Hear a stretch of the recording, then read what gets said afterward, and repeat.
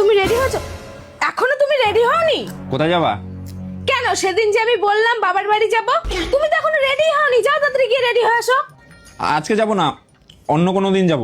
আজকে না আমার শরীরটা একটু ভালো লাগছে না, কেমন কেমন যেন একটা লাগছে। আজকে যাবে না? না। আচ্ছা, তোমাকে একটা কথা জিজ্ঞাসা করব। কি কথা? কয়েকদিন ধরে আমি একটা জিনিস লক্ষ্য করছি, আমি যখনই বলি আমি বাবার বাড়ি যাব, তুমি তখনই একটা করে বাহানা করো। আসলে ব্যাপারটা কি বলো তো? বলছি দাঁড়াও। হ্যাঁ হ্যাঁ বলো। তোর শোনো, একটা দোকানে তুমি শাড়ি কিনতে গেছো, সেখানে তুমি 10টা শাড়ি দেখার পরে একটা শাড়ি ওখান থেকে তোমার খুবই পছন্দ হয়েছে। আচ্ছা।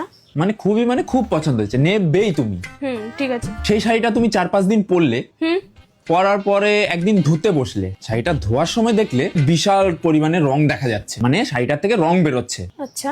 এবার যেই দোকান থেকে তুমি এই শাড়িটা নিয়ে এসছো, তাহলে কি তুমি সেখানে যাবে আর? কোনো দিনও যাব না, আরো গিয়ে 10 কথা শুনিয়ে দিয়ে আসবো। আচ্ছা, এবার ওই শাড়িটা খারাপ শাড়ি বেরিয়েছে, তুমি গেলে আবার ওই দোকানে, আচ্ছা।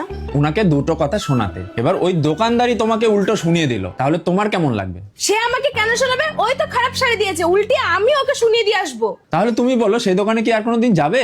সেই দোকানের দিকে তাকাবোই না, অন্য দোকান থেকে গিয়ে কিনে নিয়ে আসবো। ব্যাস, এই কারণেই তো আমি তোমার বাবার বাড়ি যাই না। আমার বাপের বাড়ি? কেননা আমি তোমাকে বিয়ে করে নিয়ে আসছিলাম তোমার বাবার বাড়ি থেকে, আর কিছুদিন পরে তুমি তোমার রং দেখানো শুরু করে দিলে, আবার সেটা তোমার বাবা মাকে বলতে গেছি, তোমার বাবা মা আবার উল্টো আমাকে শুনিয়ে দিল। তো আমি আর কি হিসেবে সেখানে যাব বলো তুমি? তার মানে এই কাপড় দোকান সবকিছু কি আমাকে মিন করে বলা? হ্যাঁ, তোমাকে আর তোমার বাবার বাড়ির লোককে। তোকে আর যেতে হবে না আমার বাবার বাড়ি। কে যাবেটা কে? কার যাওয়ার ইচ্ছা আছে ওখানে? ওকে তো